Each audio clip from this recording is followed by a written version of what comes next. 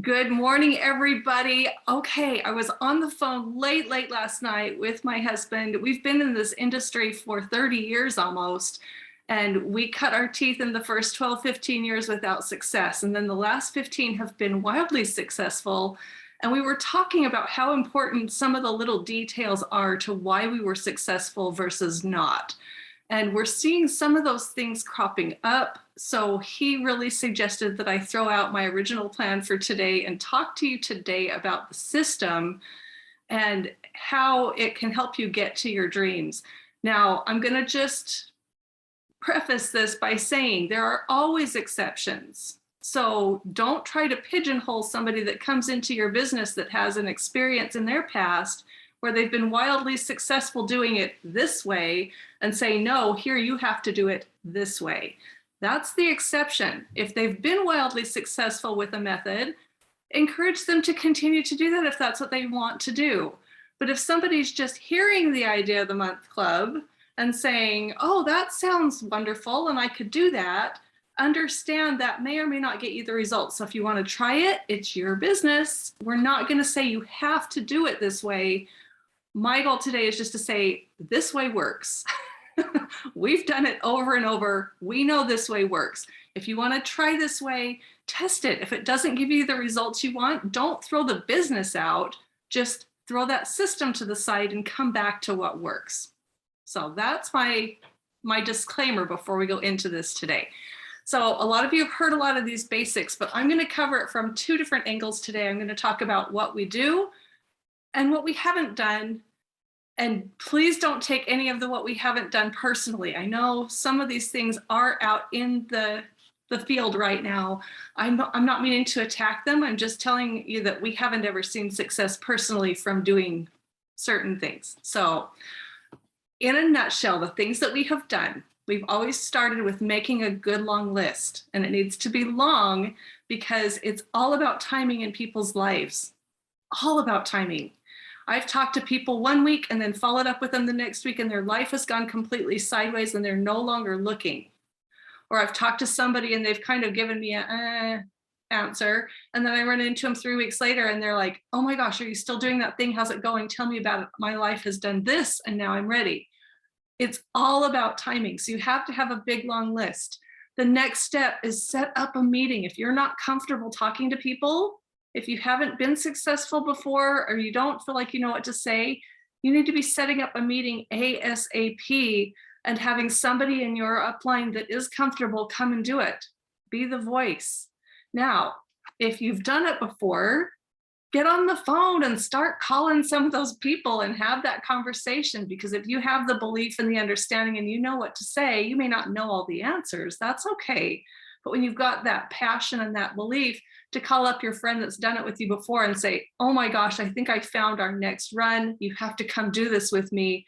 You don't need an upline to have that conversation if you've already got those connections. But if you're new or you haven't been successful, you need to be setting up a meeting either in home or by Zoom based on where your people are at. If they're close enough to come to your home, set it up. If they are not and they're scattered all over Timbuktu, put a Zoom together and then you can literally go wild with your list. The next step is we're going to reach out to some of those people and we're not going to blast them with an email blast. That has not worked for us. I'm going to go now into some of the things that haven't worked. You're going to see a trend as we're talking about this. The things that are easier, the things that feel less threatening, have not worked for us. And I hate to tell you that, but that's a secret in this industry. You have to get out of your comfort zone and do some of the things that make you grow in order to see the big money. There's a correlation there. As you grow, so will your check. So just sending out a text to everybody in your phone, I'm having a Zoom on this day, please come. They're going to just swipe left. They're going to block it. That doesn't mean anything to them. It's just more blah in their face. We're all getting attacked by information every day. You need to take the time to make the phone calls. We don't leave messages. I've learned through Hard Knocks that if you leave a voicemail, they're going to make a decision based on your voicemail. If you send them a text, they're making a decision based on that text. Now, it's not to say you couldn't find one or two off of that, but it really limits your success rate. We've had much more success through making a phone call, talking just to the ones that actually pick up the phone, and then keeping it really short. Our goal on that call is not to tell them anything about the company, anything about even the name of the company, because they're going to go and look and make their own decision based on this much information. It's never enough to make the right decision. So my goal is just to see if they're open to attending, open to listening, open to looking at something. I don't ask if they're interested. Interested doesn't work. I ask if they're open to either getting on the Zoom or coming to my home. And I'm keeping it super short. They don't know why they're coming, but if it's a friend, hey, Jen, I'm having a special event on Thursday night. Are you able to come? What's your Thursday night look like? And all of a sudden you're asking them questions and you're taking it off of, all of the stuff that they want to know about what you're doing. Are you free? Well, maybe, yeah, what is it? I don't have time to go into it right now. You need to come and just look at this, but it could change your life. Are you free? Put it on your calendar, 7 o'clock. Give me an hour. If it's not for you, no big deal. But I think it will be. I think you're going to love it. I think you're going to thank me forever. I'll see you on Thursday. And just keep it super short. They don't know what you're doing. And then call them Wednesday or text them. At that point, a text is okay because you've already got that communication channel open. Wednesday, you just check with them. Can't wait to see you tomorrow night. 7 o'clock, my house. Here's the address if they don't know you well enough to know where your house is. So short, so simple. But it's that personal connection with people. We have not had success with flyering cars, putting on, flyers on people's doors, putting big magnet things on our car. We have not had success by throwing out big email blasts. We have not had success passing out a lot of business cards. We used to do that. And we would keep track of how many cards we gave out in a day. We would have like a 15 card day and we'd feel like we were on the top of the world. And our group was rewarding us for doing things like that. How many people did you talk to today? How many people did you talk to today? And we didn't understand. And so we would say, between us, 34, and we'd get awards and we'd get accolades and we'd get all this stuff and we'd get no check from the company and we'd get no rank advancement. So we were viewed as builders, we were viewed as leaders. And I'd go home and cry in my closet because nothing was working. It wasn't yielding any manageable or recognizable results. We were doing the wrong behavior. I don't even have a business card anymore. I'm not saying you can't. If you want it, that makes you feel good, great. But the whole purpose is to get their information, not give them yours. The likelihood of them calling you is about 0.5%. So is that really a worthwhile venture? If they've given you your information and you want to give them yours because it looks professional, that's fine. But I love the fact that I can just say, I'm sorry, I don't have any with me, but I have my phone right here. Type in your information. Well, now I have what I need. And sometimes they're like, well, just send me an email and send me, but they're giving me something that I can reach out to them. I had a man that I met. His name was Raul. I hope you'll get to meet him. I'm going to be following up with him again today. I met him just at getting a gas. I was in a gas line at Costco. And you're not going anywhere fast in Costco. It's very packed up down my house. And he's just walking around making sure everybody's okay. And I got talking to him, super friendly guy. And he asked me, do you have a business card? And I said, no, I don't, but I've got my phone. Can you give me your information? And he pulls out this little sticky pad. And I'm thinking, oh, great. He's going to just want me to give him mine. And he goes, here, I'll write down my information on here. He wasn't like techie enough to just put it in my phone. He wanted to give me something hard to put it on a sticky note. That's fine. But I still got his information. It still gave me what I needed. And I did write down mine and gave it back to him on the sticky note. So he felt like he had that too. But that to me is pretty irrelevant because I know it's not going to get acted on. And I've been busy the last couple of days, haven't reached back, have not heard a peep from Raul. Doesn't surprise me at all. The whole purpose of getting that interchange is so I can take control and contact him. Guys, it feels less comfortable. It's so much easier to just make a cute flyer and post it on everybody's car. There's no threat in that. It's so much easier to put a flyer on your neighbor's door and invite them to something. There's no threat in that. But there's also no connection in that. There's also no listening in that. You don't know what their needs are. You don't know what their whys are. You don't know anything about them. And so the likelihood of them actually coming is really, really small. It's not to say you can't find a 1% from that, but it's just really small. Same thing with renting a booth. We've seen people pour thousands and thousands of dollars into getting a booth at this event and this event and this event. And even if they're free, if you're giving your whole day, if you're giving 7 or 8 hours, maybe more because you made handouts, you bought, banners, you created things to put out, we've not seen a lot of return from those. Now, I'm not going to say never, ever, ever, but I am going to say make sure that that's not your primary focus, because it's just hard to create and find the leaders. The biggest leader that we've ever found in our 30 years, we were talking last night and Eric was reminding me how many times he drove 2 hours to this person's house and had no one there. So if you go and you do the meeting at somebody's house and nobody shows up, it's normal. It's okay. What you're looking for is somebody who has the belief enough to then have another one, because they're more likely to have more people at the next one. And if you have it fairly quickly, it's easier for the person to turn around and say to their people, hey, you missed the first one, but they're coming one more time. Don't miss this. Don't let me down. Don't miss this. You missed the last one for what? You were watching The Bachelor? Don't miss this. And you can have that conversation with them and get them to come. You'll have a much bigger turnout at a second meeting. But he was reminding me that the second meeting for this person, his cousin showed up. And it was just him and his wife and his cousin. And he'd driven 2 hours one way. But he kept going and he kept going. And today that man and his cousin make over 150,000 a month because they've been willing to follow the system. The system is just sift and sort through people one at a time. And yes, if you can do it bigger, faster, if they want to have a family group, the faster you can get people having in-home meetings, that's where the group stuff starts. That's where the magic starts.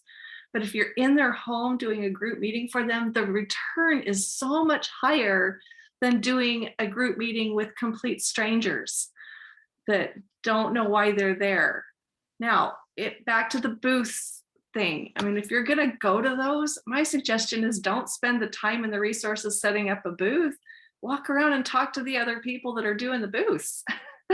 Unless, of course, you're in a medical office or something and it's for their patients, that might be a little bit different scenario because they're trying to give information to their patients. The understanding of respect and authority is already there. The patients are coming to the doctor for information.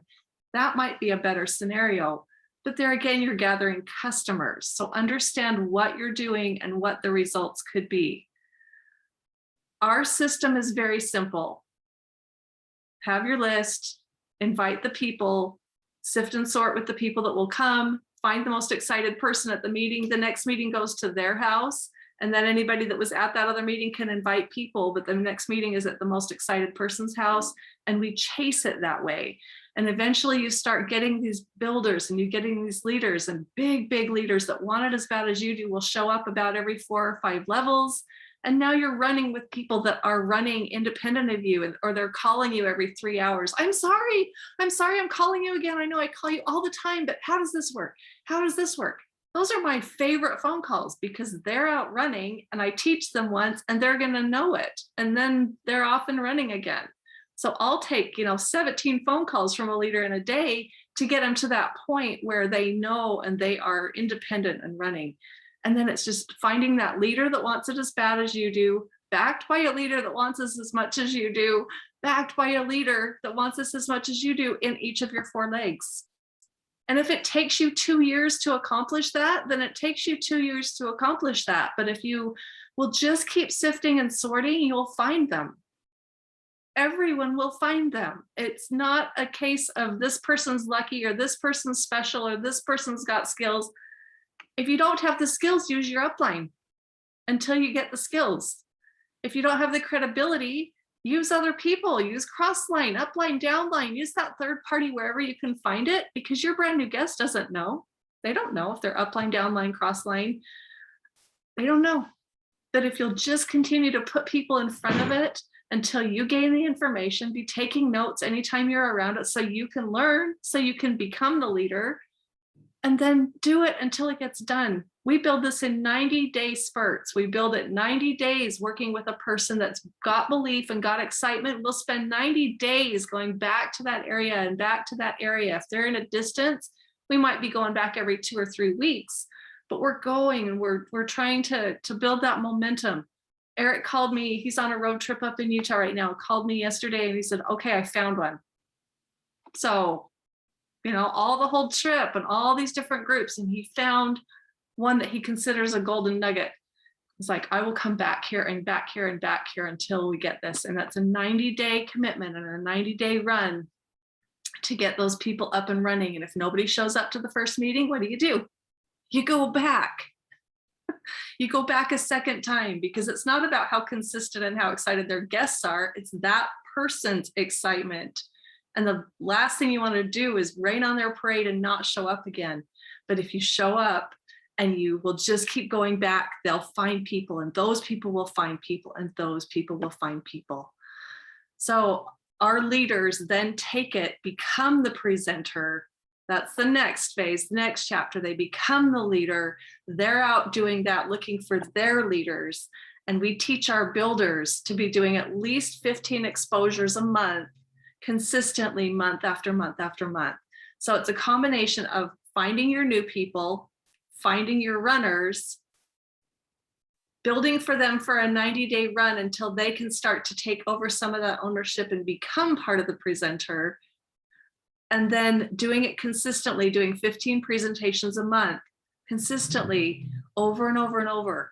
The people that have done that for a year, we're all making about $10,000 a month. The people that did it longer, like I said, some of them are making well over $100,000 a month now. So it's all about consistency of doing the right behaviors.